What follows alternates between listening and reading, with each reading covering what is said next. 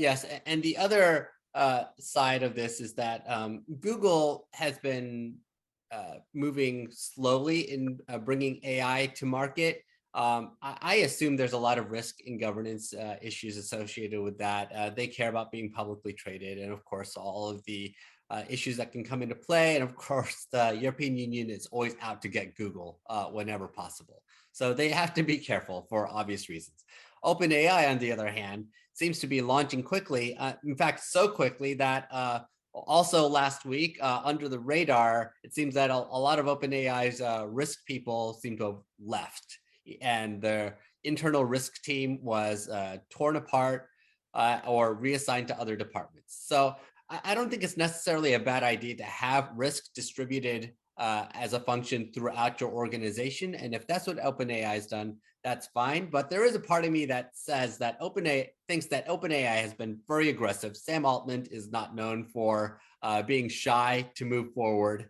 And part of me wonders whether this is the end of emphasizing risk management in AI, with OpenAI basically saying, nope, we don't have that team anymore.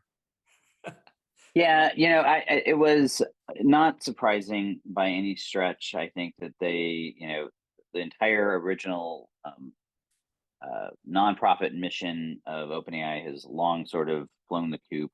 But I also think I agree with you. And I think we've been talking a lot about governance. I know when I was at the event just a couple of weeks ago, I had a conversation with the CIO about the criticality of AI governance strategies internally. I think these are all very real issues. I also think, though, this idea that we need a way to contain superintelligence is overblown. Jan LeCun from Meta sort of did, I think, a post on Twitter or X, whatever it's called now. We're basically saying, until we can get this thing to really be smarter than a cat, I think is what he said, maybe we don't need to be that worried about this. And so I think there was a little bit overblown nature of like, oh my gosh, this is this crazy thing. But if you had any doubts of where OpenAI is playing and positioning in the market, I think this settled it. I mean, there is, no big surprise, and I don't think any huge hit. I think, at the end of the day, it's going to fall to governance, bodies within governments and within enterprises themselves to really grapple with this issue.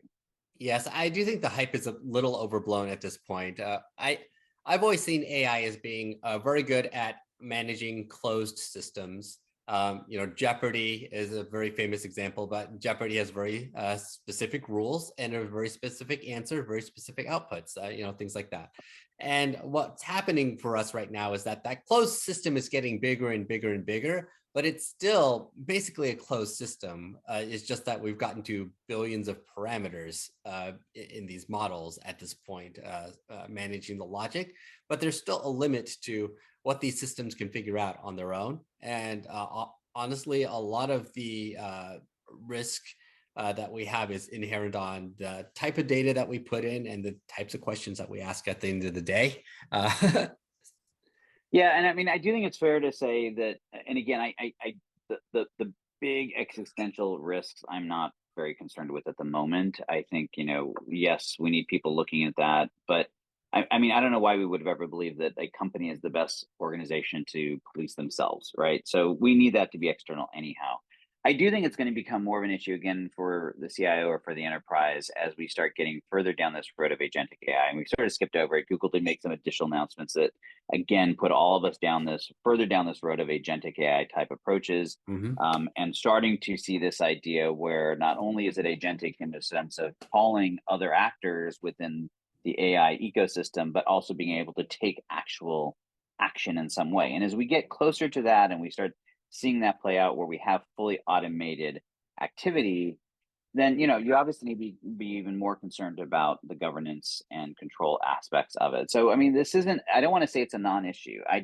The existential part of it, which is what everyone is making, getting all wrapped up around, I just think is overblown. Yep. Speaking of, though, so we've spoken about two of the big titans in tech.